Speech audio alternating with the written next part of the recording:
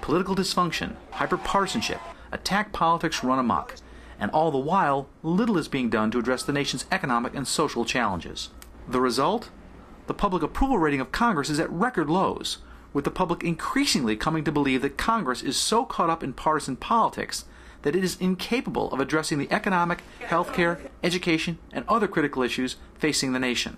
What about the 53-member California Congressional Delegation, the largest and most influential of all the state delegations? Are they more partisan or more pragmatic than their colleagues from other states? What about the delegation from the San Joaquin Valley? Are they still the moderate problem-solving group of years past, or has hyperpartisanship gripped the Valley's congressional delegation as well? Will the next Congress begin to address the big issues important to California and the nation, like the economy, housing, water, and immigration? And what about down the road? Will the inability or unwillingness of Congress to act mean that more decisions will be left to the Supreme Court? We'll ask Michael Doyle, the McClatchy Newspapers national correspondent who covers the U.S. Congress and Supreme Court from Washington, D.C. California's Congressional Delegation, a view from Washington. From Fresno, the Maddy Report, with Executive Director of the Maddy Institute, Mark Kepler. Welcome. When folks talk about climate change, they could just as easily be describing the political climate in our nation's capital, which has folks wondering if there's going to be significant and lasting change in our nation's politics that could cause lasting harm. Our guest is Michael Doyle, the national correspondent for McClatchy Newspapers. Welcome to Maddy Report. Glad to be here.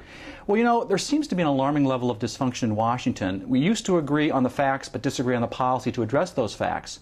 But that seems to have changed. A case in point, news that the nation's jobless rate fell to 7.8% in September from 8.1% in August immediately led to some of President Obama's critics to charge that the books had been cooked in order to help his re-election campaign. If we can't even agree on the facts, how do we negotiate resolution to the problem? The more extreme the rhetoric, the harder it is to reach compromise when the discussions are over and the negotiations begin. And that's one of the unfortunate byproducts of the campaign season. It's accelerated. It happens in every campaign year. It's accelerated because of the way media is transformed the political environment, where what happened, you mentioned the labor statistics, the jobless report.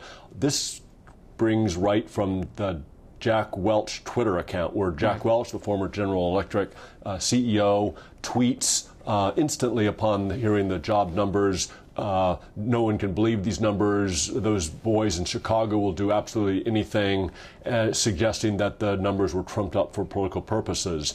That sort of ability to immediately inject the most toxic idea, no matter how absurd, into the political bloodstream makes it much harder to scale back and begin to compromise down the road. You know, the interesting thing was he said he had no facts to back it up. It was just pure speculation. But that's the nature of the media environment right now, where everybody is their own publisher. Everybody can publish instantaneously on Facebook or through Twitter whatever passing fancy comes to mind, and the most extreme idea tends to rise to the surface. That is the signal that breaks through the noise, and that's where the attention is drawn. So it makes it very much harder for politicians, once the campaign season is done, to dial back the rhetoric and start to legislate. Well, it seems like positions of Congress have hardened into clearly defined, very divisive positions on a myriad of issues. Is compromise a lost art? No, not at all. It seems to be, and it's understandable that we focus on the toxic partisanship, which is a fact. There are serious members of Congress who still make a practice of negotiating across party aisles. The San Joaquin Valley is among the regions where, because of the unique politics, members for decades have made an art of knowing how to compromise. Ken Maddy was famous for this compromise when he was in the state assembly and the state senate. It is not a lost art, but it sometimes seems to be a disappearing one. Well, what about the filibuster? That's often cited as a key tool that causes gridlock in Washington. Does it cause gridlock, or does it force compromise?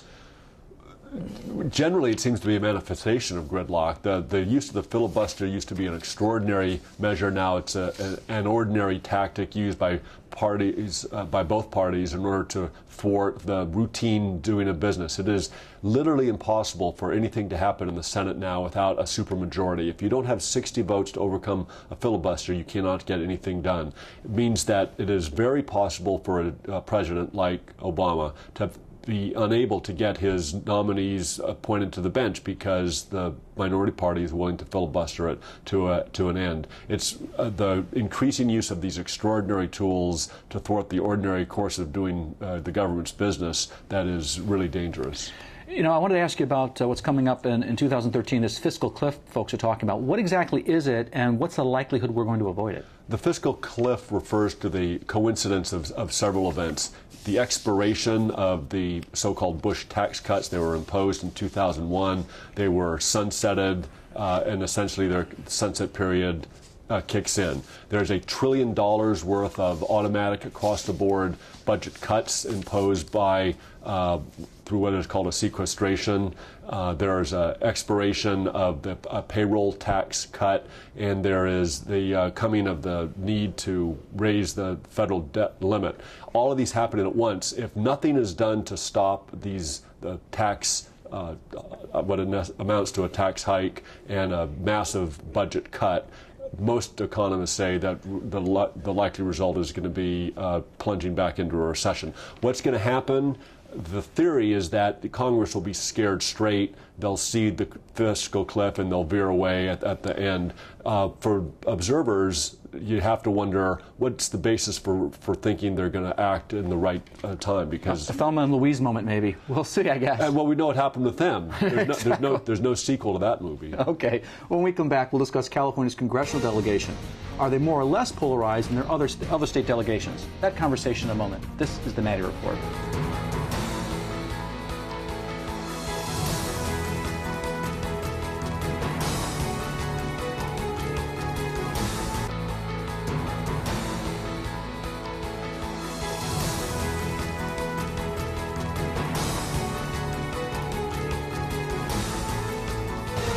Welcome back. We're talking with Mike Doyle, national correspondent for McClatchy Newspapers in Washington, D.C. You know, there are hundreds of congressional caucuses, ranging from the after-school caucus to the minor baseball caucus. Yet there's no bipartisan California caucus, even though we have 53 members in Congress. How well does the California delegation work together? You'd have to divide it up into smaller components. There are elements of the California caucus that work quite well across party lines. Indeed. But aren't there statewide issues that they should be able to coalesce around? But this has been historically the case that California's delegation, it often is said, it's like herding cats. They're just the demographics for each district are so different. The individual ambitions are so diverse. It's very complicated, and maybe too much to expect that a state as diverse as California would have a unified caucus. I think the fact that they do work together on these small caucuses that you mentioned does give them the opportunity to get to know each other personally and perhaps lay the foundation for broader work in the future. What about Senator Feinstein and Senator Boxer? What role do they play in the larger California delegation? Senator Feinstein is clearly the senior senator in every sense of the word. She's a member of the Appropriations Committee. She is a quintessential deal maker. She tends to have friendlier relations with conservatives and with farmers. She likes to be in the room, cutting the deals. Not to say that Senator Boxer cannot. Senator Boxer did work out a transportation bill. But by and large, Senator Feinstein is the person to whom Californians will often go to get a deal to happen, and certainly the person to whom they'll go to try to get money through the Appropriations Committee. You know, California's traditionally had some very Democratic areas and very Republican areas. Historically, the Valley, though, has been a little bit different. We've elected what folks refer to as Valleycrats, those that are locally focused moderates, not staunchly tied to either political party. Here's the question. Do Valleycrats still exist, or has hyperpartisanship gripped even the Valley delegation? The Valleycrats certainly exist from the Democratic perspective. Jim Costa and the former Congressman Dennis Cardozo were the quintessential Democrats who would often vote with members of the other party. Congressman Costa and former Congressman Cardozo both voted with a majority of their own party only about 65 to 70% of the time. They are among the most likely to veer away from strict party labels. On the other side, the Republicans right now, Devin Nunes, to a degree Jeff Denham, Kevin McCarthy, are maybe more partisan, slightly more party-oriented, but their party has the majority control of the House. The Valleycrat does exist, but they do seem to be an endangered species. But you had mentioned in an earlier article that I read that 20, 30 years ago, Republicans would vote typically about 79% with their party, but now they're voting 91% with their party. So it seems to be they're more in lockstep ideologically. And that's true for the Democrats as well, and that's partly a function of redistricting. Redistricting has driven members into very safe seats where there's no need, there's no political benefit to them to reach across party aisles.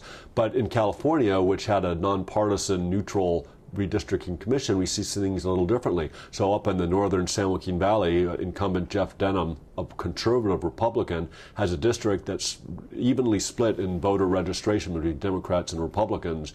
And Mr. Denham is very much sounding like the Valleycrats of old, his expression of willingness to vote across or work across party aisles. And what's his voting record been? 97% of the time he's voted with a majority of the Republicans in his first year. The numbers for the second year haven't been calculated. Do you think you might see a change given the change in his district? I wouldn't be surprised. I think that's an excellent point, is that he's going to be, if he wins re-election, and he is favored at this point, if Mr. Denham wins re-election, I think there's a very good chance that going forward he will posture himself and in reality be more bipartisan than he had been in the first term. What about the changing demographics of the Valley and the state? Let's say the Valley in particular. Are we going to see more Valleycrats because the demographics are changing, or fewer Valleycrats?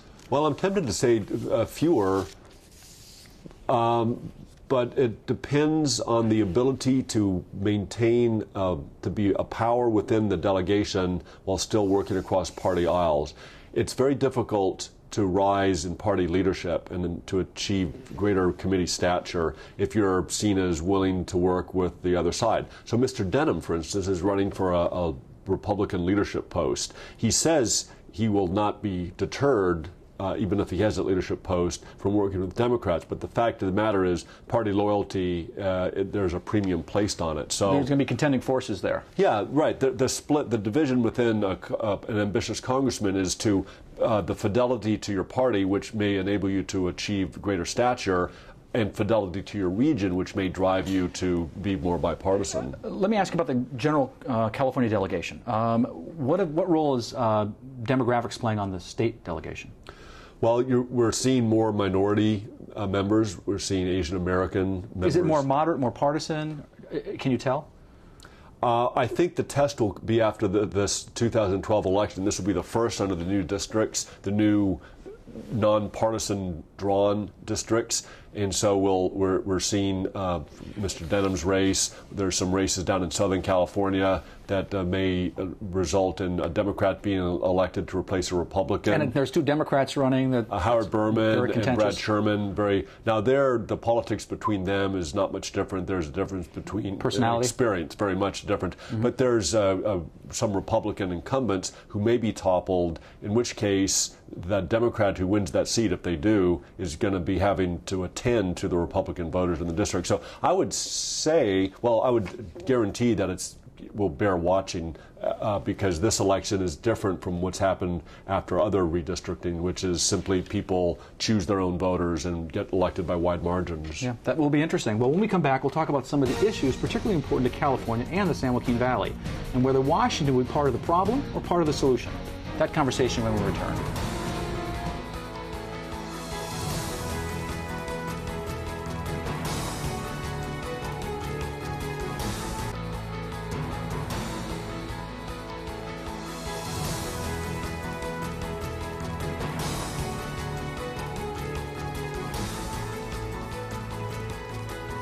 Welcome back. We're talking with national correspondent for McClatchy Newspapers in Washington, Mike Doyle. Let's talk about some national legislation that could impact California. What about the recent farm bill? I guess the farm bill that wasn't. First of all, is something going to pass? And if something passes eventually, is it going to help or hurt California farmers? No, nothing will pass in the short term. The Republican caucus in particular is divided against itself. Speaker Boehner has mixed views on farm subsidies in general. There's just not the time to finish the farm bill in the remainder of the term. They'll have to start over again next year. Is it good for California? California is not like the Midwest. It is not subsidy dependent. There are specialty crops that get grants for research and overseas marketing that will benefit. But by and large, the Farm Bill is an important piece of legislation that is not crucial to California. But to this region, probably, certainly they're watching it. Certainly more than Los Angeles. Absolutely. Well, okay, let's talk about another issue that's not too contentious, water. We've got the San Joaquin River restoration, we've got the Sacramento Delta and the problems they have there, also the issue of building new storage and dams. Are we going to see any federal action on any of those items?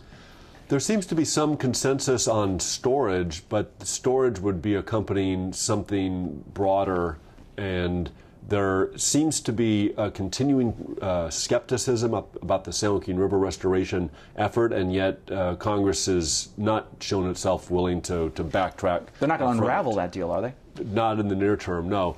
Is there going to be anything on California water? Doesn't seem likely. Even the Delta, the issues up there? Well, what I'm told is that there's no federal authorization required, and I'm not sure what sort of federal appropriations may be needed. In other words, they don't need federal congressional approval, and they may not need to get started federal dollars. And so to some degree, this is going to be fought out at the state level. Okay. Immigration, another issue that we're dealing with. Is there going to be some attempt to reach some kind of comprehensive legislation or resolution of this issue in the next Congress? No. I mean, there will be... That simple, no.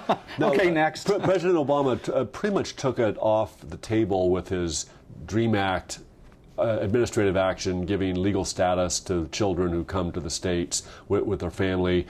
That removes some of the impetus to move so-called comprehensive. It's just too dicey an issue. But they were talking about the visa situation for highly skilled workers, and they want to increase the number, I think, to 50,000. And then there was the issue of, okay, then do we get rid of the diversity lottery? And there was, the Democrats want to keep the diversity lottery, the Republicans want the high skilled workers, but they can't seem to make a compromise, split the difference or something. Well, sure. There may be, in fact, perhaps there likely will be some movement and maybe final action on an issue like visas. But if you're talking about comprehensive immigration legislation that would deal with a combination of border security, internal enforcement, and dealing with the legalization status for the millions of illegal immigrants down this country, there's just not the political will to do that right now. Even with the population, the electorate moving more Hispanic, obviously interested in this issue? Neither party has shown itself willing to really sit down and tackle this, and so there will be discussion and there will be some lip service paid for a significant immigration bill. And on the margins, such as diversity visas or high-tech visas, there may be some action, but I think it's very unlikely that there'll be a major immigration bill. What about high-speed rail? Federal government kicked in some money, about $3 billion for that project, but project is a $65 billion project, and all the estimates are that if this thing is going to get done, it's going to need more federal dollars. What's the likelihood of that happening? That is a long-term question. The Republicans, whose answer is far beyond me, the congressional Republicans appear to be nearly united, if not united in fact, against the Obama administration's high-speed rail plan. It's become a party issue right now, in addition to the very serious financial and policy disagreements over whether this is something that is affordable or is good policy. Very difficult to see how that gets reconciled if Obama is reelected. I don't think Republicans will go along with high-speed rail. Now, the Californians say they don't need federal funds in the short term. In the long term, this is going to be fought out for decades. We've only got 30 seconds left in this segment, but I wanted to ask you about the housing crisis. Anything coming out of Washington to address the housing crisis, or do they feel that the housing crisis is now past us? The Obama administration has made some administrative efforts. Members of Congress from the Central Valley invariably say it's too little and too late. There will be, on the margin, some efforts, but legislation, I don't see it. Okay, well, when we come back, we'll discuss the U.S. Supreme Court. Given all the gridlock in Washington, how will the court fill the public policy void, or will it fill the public policy void? That conversation in a moment. This is the Maddy Report.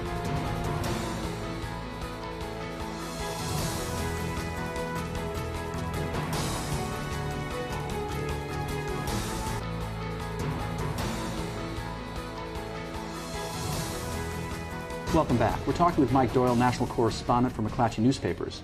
Often overlooked in the discussion of national politics is the role of the U.S. Supreme Court in shaping public policy.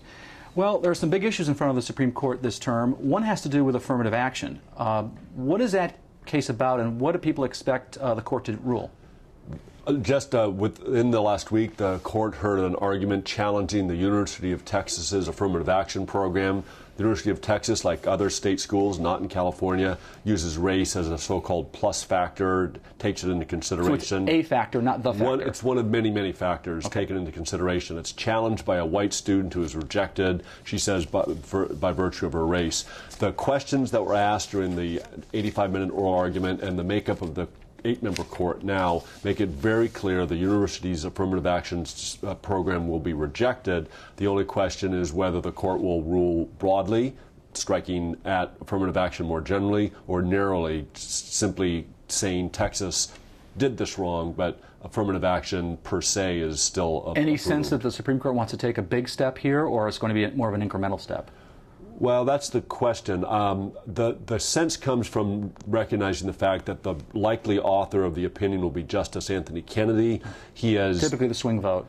In many cases, the swing vote. He has voiced theoretical support for the idea of taking race into account, but he's never found a specific policy that he supports. But he is an incrementalist oftentimes. I think there'll be 3 justices on the conservative side who will vote broadly, 3 justices on the liberal side who will vote to uphold it. It'll come down to Justice Kennedy. Now, there's some other cases that the court may address dealing with same-sex marriage and voting rights. What are the issues there? Well, there's several cases involving gay rights.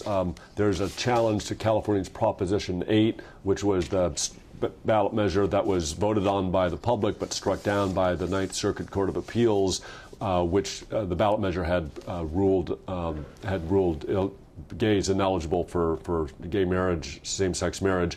That challenge has come to the court. There's also a challenge to what's called the Defense of Marriage Act. It's a federal law. And I think the odds are very good that the Defense of Marriage Act case will be taken up by the court sometime later this year.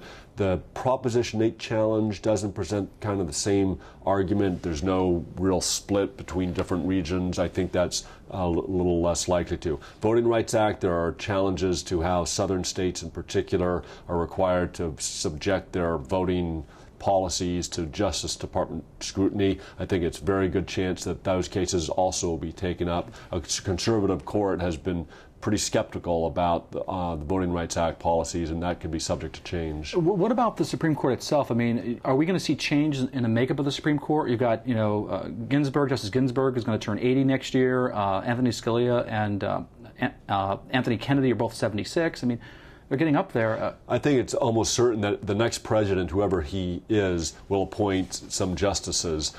Typically, justices will wait to step down until a president of their own party is in office. None of the justices shows any sign of slowing down. Even those in advanced age are remarkable in their resilience and their intellect.